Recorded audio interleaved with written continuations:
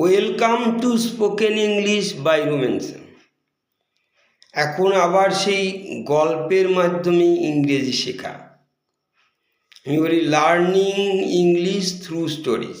আজকে আমি একটা বিড়াল এবং ইঁদুর নিয়ে গল্প বলছি, the cat and the মাইস। Mice ছোট ইঁদুর। Some mice lived in an old house. কিছু ইঁদুর বাস করতে একটা পুরনো বাড়িতে। A cat also lived there. একটা বিড়ালও সেখানে বাস করত। অলসো মানে ও। The cat killed some mice everyday. সে বিড়াল কিছু ইঁদুর মারত প্রত্যেক দিন। And the mice were very afraid. They got frightened, মানে ভয় পেয়ে গেল। দে ওয়ার অ্যাফ্রেড, তারা ভীত ছিল। They could not come out of their holes. তারা তাদের গর্ত থেকে বেরিয়ে আসতে পারতো না। So one day they held a meeting. তারা একটা হোল্ড এ মিটিং মানে মিটিং অনুষ্ঠিত করা। মিটিং অনুষ্ঠিত করলো। They held a meeting to decide what to do. কী করবে সেই সিদ্ধান্ত নেয়। At the meeting one mice stood up and said, I have thought out a plan. সেগুলো আমি একটা বুদ্ধি বের করেছি। He said, if we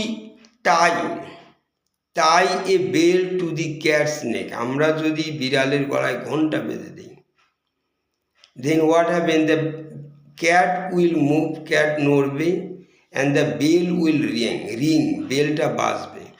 so we will run away, আমরা ছুটে পালাবো। Then everybody was happy to hear that and everybody welcome the idea. সবাই তার সেই আইডিয়াটাকে ওয়েলকাম জানানো, স্বাগত জানানো। It's a fantastic idea.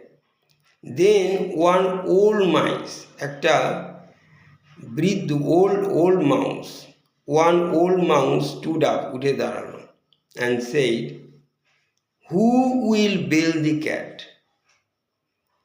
বিড়ালের গলায় ঘন্টা বাজবে কে?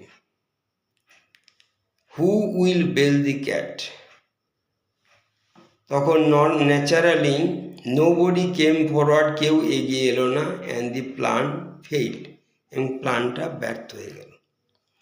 এই জন্য আমরা মোরাল অফ দি স্টোরি হচ্ছে, it is easy to say but hard to do. অর্থাৎ বলা সহজ কিন্তু করা কঠিন। You understand? It is easy to say but hard to do.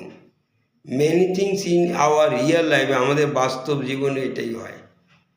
We give big dialogue দেই কিন্তু, but it is not easy to do. এটা করা খুব সহজ।